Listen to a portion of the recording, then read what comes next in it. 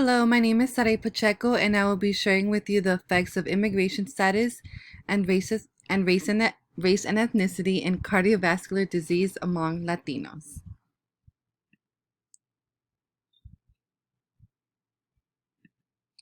My independent variable for the study is defined by the U.S. immigration website as someone who leaves their country of origin and moves to another country in which they were not born.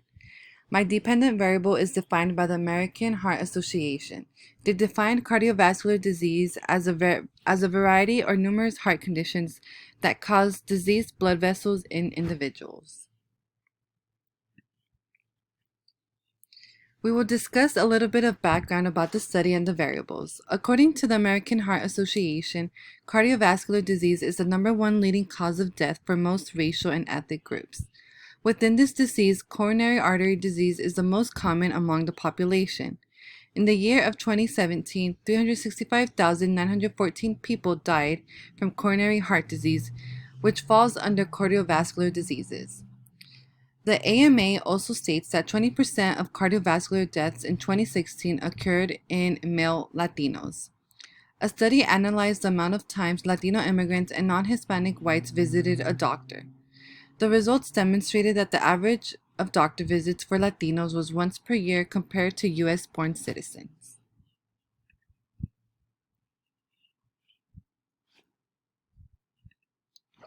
Next, we will be discussing measurements used in the study.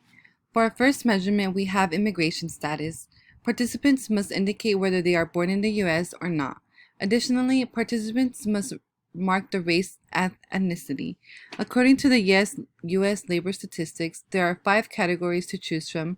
In this case, the individuals must mark whether they are Latino or Hispanics through a survey. An advantage to this is that it is self-reported, so it leaves little room for measurement error. Then we have measurements for cardiovascular disease. Some ways in which this can be measured is through doctor diagnosis or blood work that is done to the individual from the healthcare provider. This involves for participants to report whether they have been diagnosed with cardiovascular disease, specifically coronary blood vessel or heart attacks. A disadvantage to this is that it may limit the background of the disease since there are many underlying forms that cause cardiovascular disease, and many may not be aware that they even have it yet.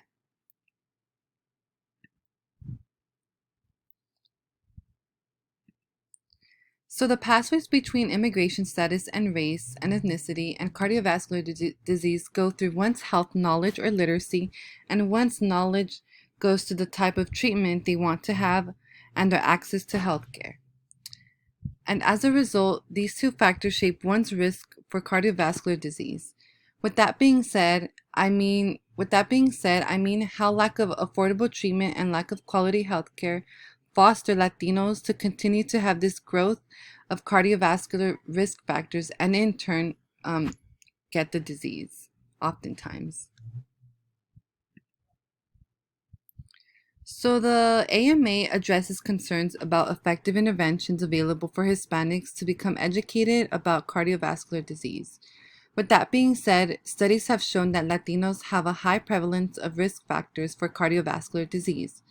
Another study shows how only 56% of Latino immigrants are functionally illiterate. In turn, this means that Latinos are not aware of treatments or resources that relate to their well-being or health. 14% of Latinos are unaware about the warning signs of a heart attack, which adds on to the fact that they aren't informed of cardiovascular disease compared to non-Hispanic whites. For the most part, coronary heart disease is the most common form of cardiovascular disease. The primary treatment for this is a coronary heart bypass surgery.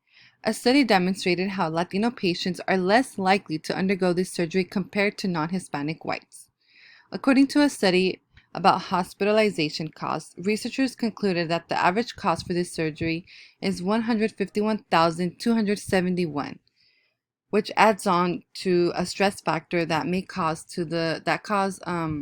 stress for the Latino immigration population. The second factor that shapes cardiovascular disease is access to healthcare. According to experts, Latino immigrants lack healthcare insurance coverage. Latinos take up 30% of the uninsured U.S. population, which is higher than non-Hispanic whites. Research has shown that 1 in 3 Hispanics lack a regular healthcare provider. Additionally, undocumented Latino immigrants are the ones who are affected the most since they are ineligible for quality healthcare insurance. The study also emphasizes the term Hispanic paradox and its prevalence in social epidemiology. Although Latino immigrants have a higher risk of cardiovascular factors, they experience a longer life expectancy compared to non-Hispanic whites, as mentioned in various studies. The way researchers confirm the statistics is through the number of death certificates per particular group. Same studies state that Latinos have only a 20% all-cause mortality rate, which is lower than non-Hispanic whites. Some limitations to this is that there is uncertainty in heart conditions known to Latinos, since many aren't aware of the risks. Factors like the neighborhood environment and one's background aren't detailed enough in the Hispanic paradox.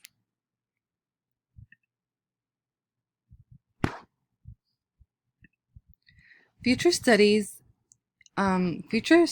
should study the effects of immigration status and race and ethnicity on cardiovascular disease among Latino immigrants, should critically analyze the role of immigration policies in accessing adequate healthcare, particularly for undocumented immigrants.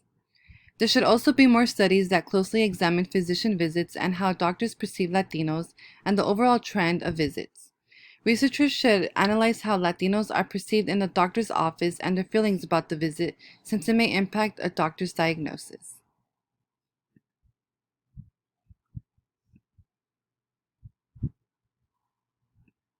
And that concludes my presentation for today. Thank you so much for your time.